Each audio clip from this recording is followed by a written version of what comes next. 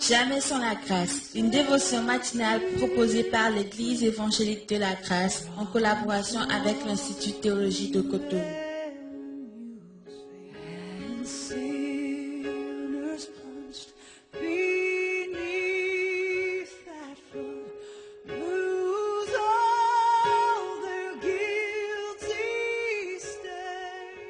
Bonjour chers amis, chers internautes, nouvelle journée, bienvenue dans cette nouvelle provision du jour. Précieux Jésus, encore une fois nous te faisons appel, rends nos cœurs sensibles à ta parole et qu'elle puisse trouver une place en nous ce matin également.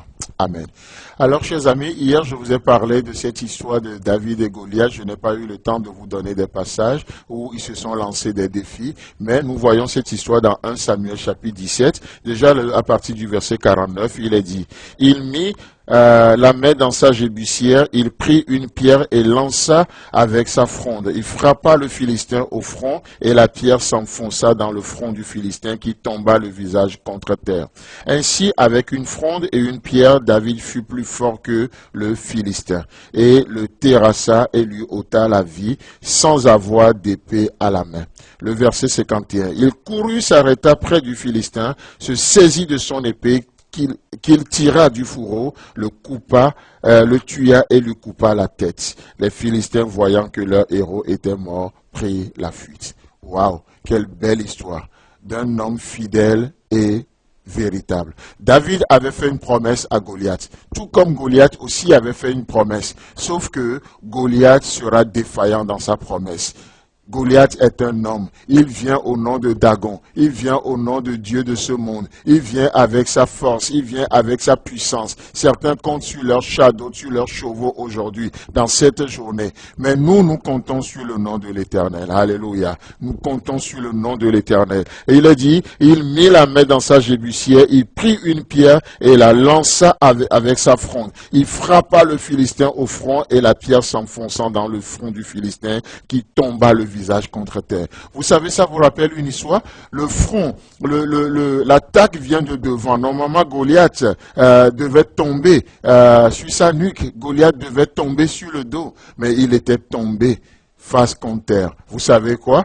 Goliath se prosterne devant le Dieu d'Israël. Le Dieu d'Israël qu'il a insulté pendant 40 jours, 40 nuits et personne n'a pu relever le défi. Le Dieu d'Israël qu'il a défié pendant 40 jours et 40 nuits. Le Dieu d'Israël dont il s'est moqué, il va se prosterner devant ce Dieu. Tout comme les Philistins plus tard vont prendre l'arche de l'alliance. Ils vont l'amener dans le temple de Dagon. Et Dagon va tomber face contre terre. Une manière de se prosterner, de reconnaître qu'il n'y a qu'un seul fidèle et véritable, et c'est le Dieu d'Israël. C'est notre Dieu, ce Dieu que nous servons, ce Dieu qui nous a tant aimés aujourd'hui. Amen.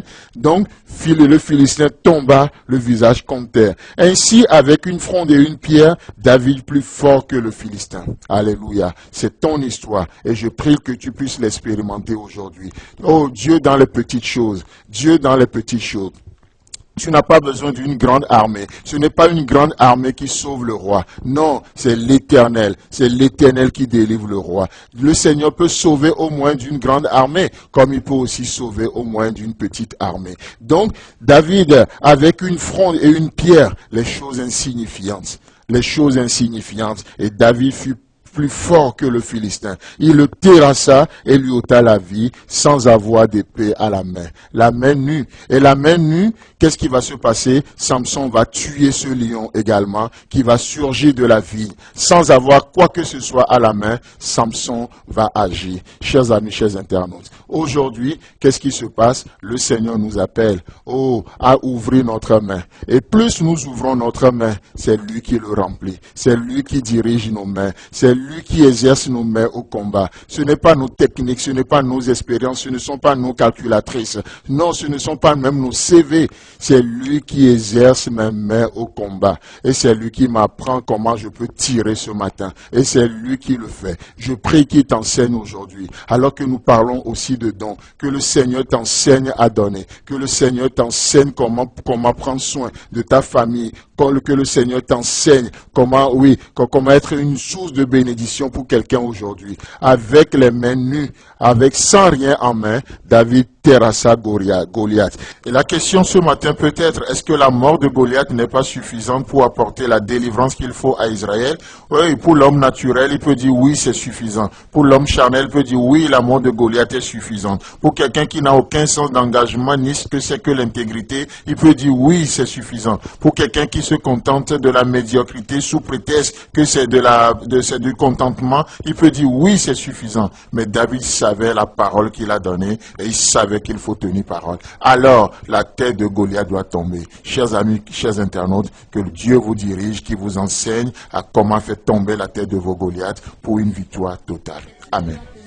Si vous avez aimé cette dévotion, parlez-en à vos amis. Parlez-leur du message de la grâce et de ce qu'il fait en vous. Pour un sujet de prière, une question ou plus d'informations, contactez-nous. Téléphone 64 88 35 87 ou 96 42 69 05 ou par WhatsApp au 94 75 80 20.